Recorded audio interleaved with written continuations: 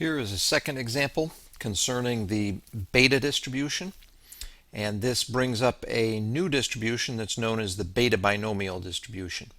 If x has the binomial distribution with parameters n and p, we're used to thinking of n and p as fixed parameters. N, of course, is a positive integer, and p is a probability that lies between 0 and 1. But what if we take one of these parameters, namely p, and make it a random variable? In other words, assume that n is a fixed positive integer, but p is a random variable. Well, the support of this random variable, because this is a probability, has to lie between 0 and 1, and what better than the beta distribution to handle that? So the assumption here is that capital P is a continuous random variable, and it has the beta distribution with parameters alpha and beta, and its support is from 0 to 1. In this case, the question is, what is the probability mass function of the random variable x? Well, in this particular case, the probability mass function of the random variable x will be the integral from 0 to 1. We are integrating out that random variable of two things. Now, the first piece here is the conditional probability mass function of x given a particular value of p.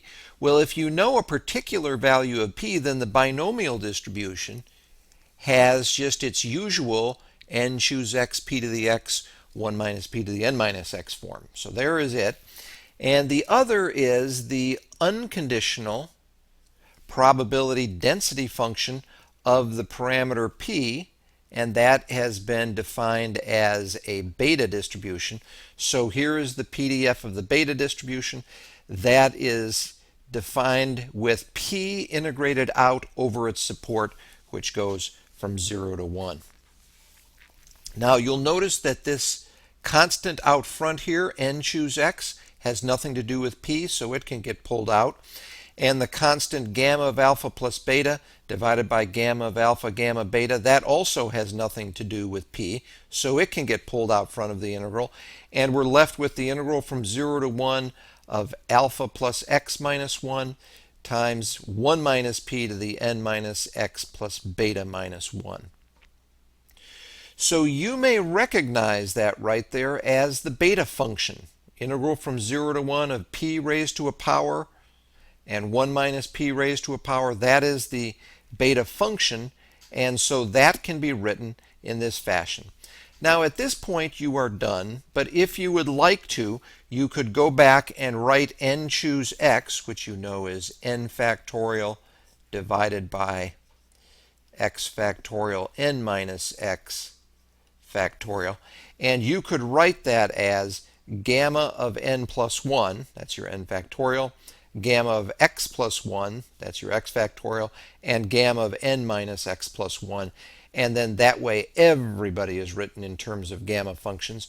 And this will be over the support x equals 0, 1, 2, all the way up to, and that support goes up to n.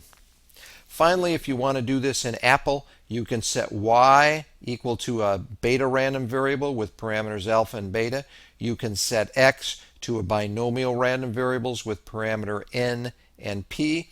And then this operation that you see up here is taking the integral of the first piece of the first list of lists with respect to p, and that's the beta part, which is right here, multiplied by the first part of the first list of sublists, which is the binomial random variable with respect to x. That gives you this piece, and you integrate that as p goes from 0 to 1, and you do wind up with this expression right here.